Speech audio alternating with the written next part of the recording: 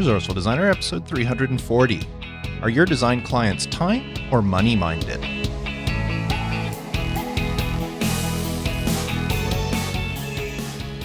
Welcome to the Resourceful Designer Podcast, offering solutions to streamline your graphic and web design business so you can get back to designing. And now, your host, who's never shot below 100 on a golf course, Mark Dickout.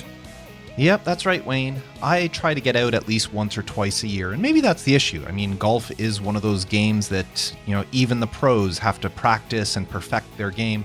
And if I'm only doing it once or twice a year, there's no wonder. But the closest I ever came to breaking 100 was a 103 that I had done many, many years ago. And I was quite proud of that game. But, I have my moments, and then all of a sudden I'll just lose it. Most people who've played golf know what I'm talking about. Anyway. Today, I want to talk to you about the mindness of your clients, specifically if your clients are money-minded or time-minded. Now, before I go any further, you may want to know, what does that mean? Well, a time-minded individual understands the value of their time. Whether or not they put a dollar amount on it, they know what time is worth. And that means that they're willing to spend money in order to save time, where a money-minded person is the opposite. They're more concerned about the money, and therefore they're willing to spend time in order to save money. I'm not saying that there's just one or the other that people can be. People can be both depending on the situation. For example, the backup camera on my wife's car has been getting worse and worse over time, to the point where when you'd put the car in reverse, it would show like a milky image.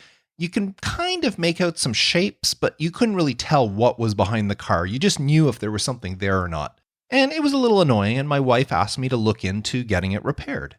So when I brought the car into the dealership for something, I asked them to give me a quote on repairing or replacing the backup camera. Well, the quote they gave me back was for $862. And I thought, wow, for a backup camera? I mean, my car doesn't have one. In fact, my entire life driving, I've never had a car other than when I drive my wife's that has a backup camera. And I'm perfectly capable of backing up. So is replacing the camera really worth $862? So what I did is I turned to YouTube and I started looking at what does it take to replace the camera. And I found out that it's actually not that difficult a task. I found several videos with the same make and model and year of vehicle as my wife. And all the videos, I think the longest video was about 45 minutes long. Now, yes, they all sped up some parts of it just to make the videos go slower or faster, I should say. But even if it took me double that amount of time, it would still be worth it. So I studied the videos, and each one of them mentioned the camera, and they were all talking about the exact same camera. So I went onto Amazon and I looked, and the camera was $49. So I ordered a camera off Amazon, and a couple of weekends ago, I brought my phone, hooked up to YouTube into the garage, and I replaced the camera myself. Now, yes, it took me about 2 hours to do, which was longer than what the video said it would take. But I was realistically going in knowing that the people in the videos knew what they were doing and had probably done this before where I hadn't. But I managed to get it all done. As I said, I spent 2 hours, $49 on the camera, and now we've got crisp and clear picture when we put the car in reverse. So I went into that situation with a money mindset, meaning I was thinking about the money. It's like, wow, $862? This isn't worth it to me. And I was trying to find a way to save money, in which case I found the videos, I did it myself, and it didn't matter to me that it took my time. I could have dropped the car off, come back and did some work while the dealership fixed it all, and then they would just call me when the job was ready, and I could have gone back, pick up the car, and it would have been done. But no, I decided to spend the time, 2 hours doing the job, not to mention watching the videos and looking up the videos beforehand, making sure I had the right camera. So all in all, maybe 3 to 4 hours it took me to do that. But I saved $862. Or, well, minus the camera, I suppose. But the point is, I went into that situation with a money mindset. It didn't matter for me the time. I was trying to save money. But then there's other situations, like a while back, I wanted to learn a little bit more about Facebook ads. I had toyed with Facebook ads over the years, but I don't really know what I'm doing. So I wanted to figure out a little bit more. Now, there is tons and tons of videos on YouTube's and articles and posts all over the internet about Facebook ads. And it would have taken me a lot of time to peruse them. Some of them are good, some of them are bad, some of them, they contradict each other. And it would have taken a lot of time. And I didn't want to waste that time. So what I did is I asked some people I knew, and somebody recommended a course, and the course wasn't very expensive, and I decided to buy the course because I knew it would save me time. So instead of doing all the research for free myself, wasting all that time, or maybe it's not a waste, but spending all that time, I chose to spend money on a course in order to learn it faster. So in that situation, I went into it with a time-minded mentality. To me, in that situation, my time was more valuable. I wanted to get the information, and I knew that paying for the course would get me the best deal or the best return on that investment. So that's the difference between time-minded and money-minded. One of them, time is the value, and the other one, money is the value. Because when it comes to currencies, those are the two most popular currencies in the world, time or money. You're going to spend something either way. You have to decide which it's going to be. And it's usually a combination, but is it going to be more money and less time, or more time and less money?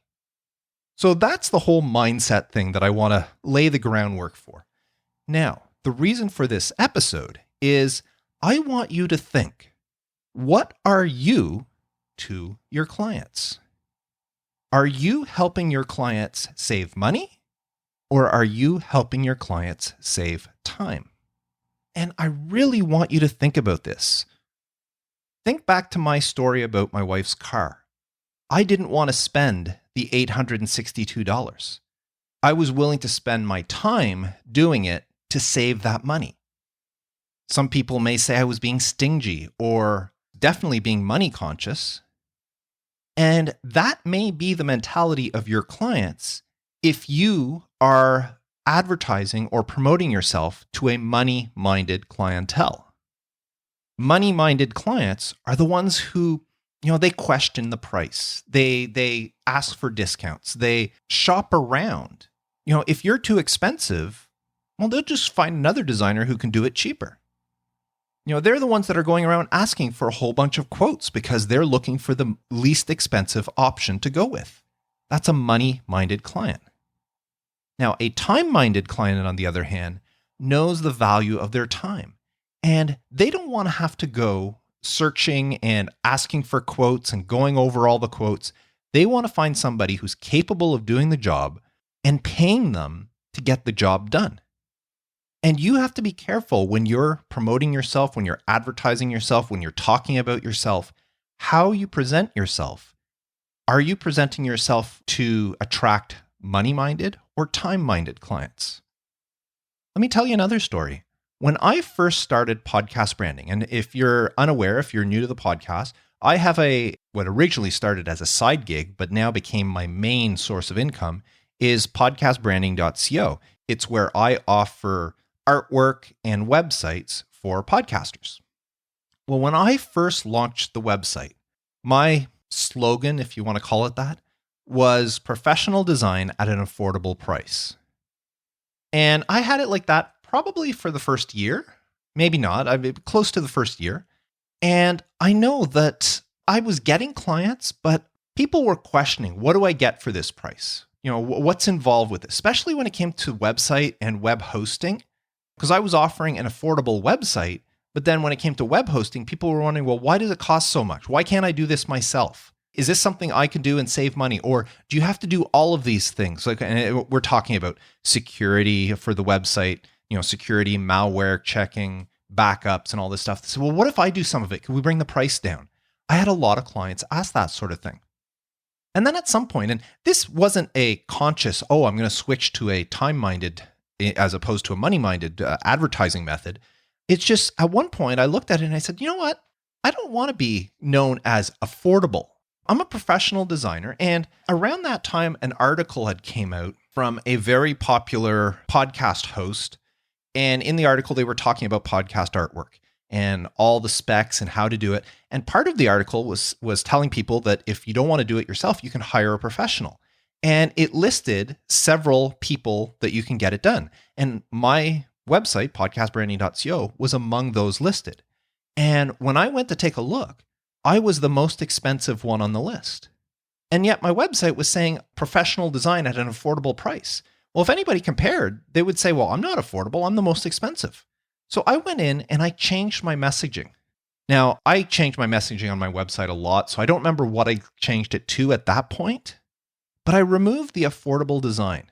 And I did change some messaging to reflect the fact that I'm taking care of things for you, especially for the website.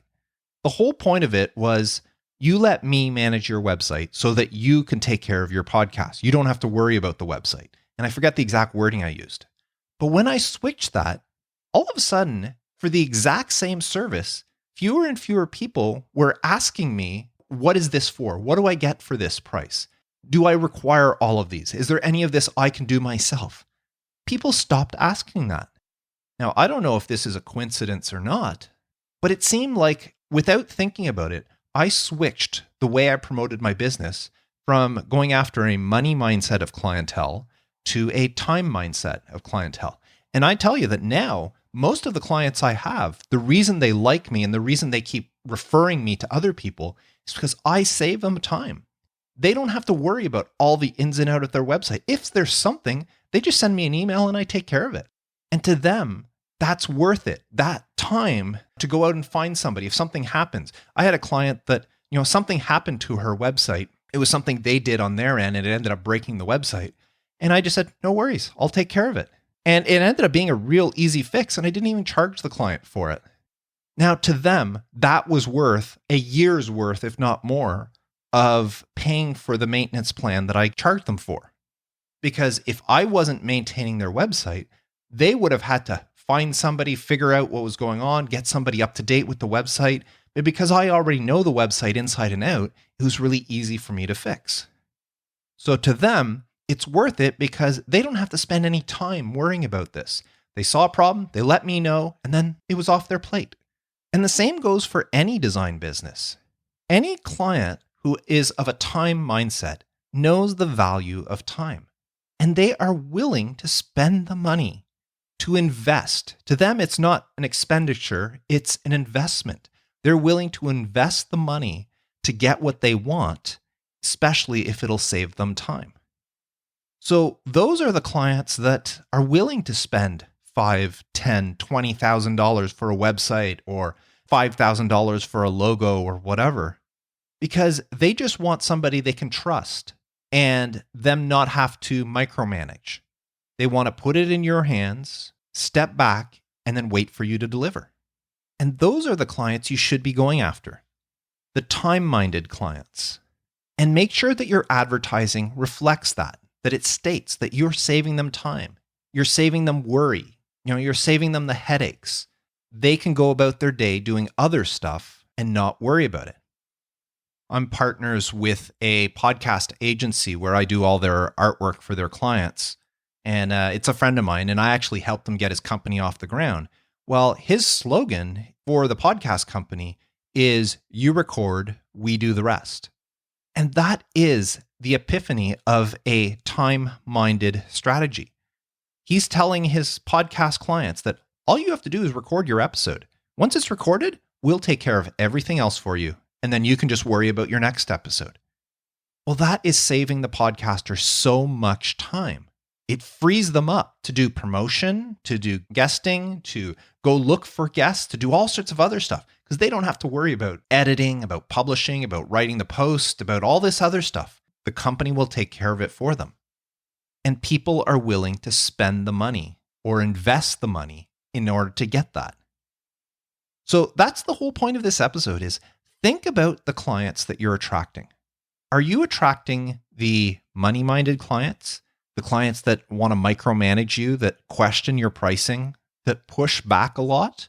Or are you going after the time-minded clients?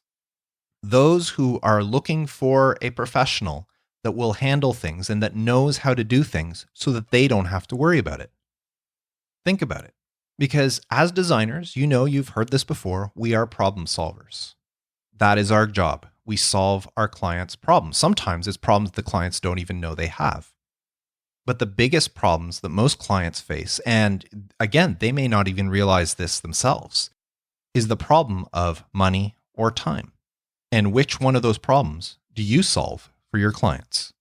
Do you save them money or do you save them time? If you can figure out how to market to the proper client base, there's no reason why you can't have an extremely successful design business. And that's what I wanted to share with you today. Now, if you want to discuss this more or any other topic that has to do with running a design business, head on over to resourcefuldesigner.com/community and join today. It's only $15 a month, but there is a wealth of knowledge within the community. People sharing ideas, people sharing opinions, critiquing, giving advice, giving encouragement, and saving time.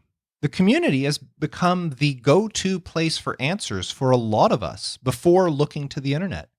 I will often get the answers I want just by posting a question in the community without having to search around on Google and hoping I find the right answer or not led in the wrong direction, because I can trust the people in the community who are answering my questions. And that's one of the benefits of being a member of the Resourceful Designer community. So if you're willing to invest $15 a month into your business to help it grow, head on over to resourcefuldesigner.com/community and join today. So that's it for this episode, short and sweet, but I hope it got you thinking about the mindset that you're attracting in your clientele. And if you are attracting money-minded clients, how can you make the switch to start attracting more time-minded clients? So there you have it.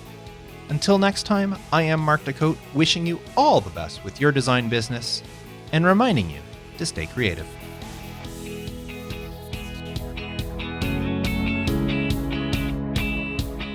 Thanks for listening to the Resourceful Designer Podcast at resourcefuldesigner.com.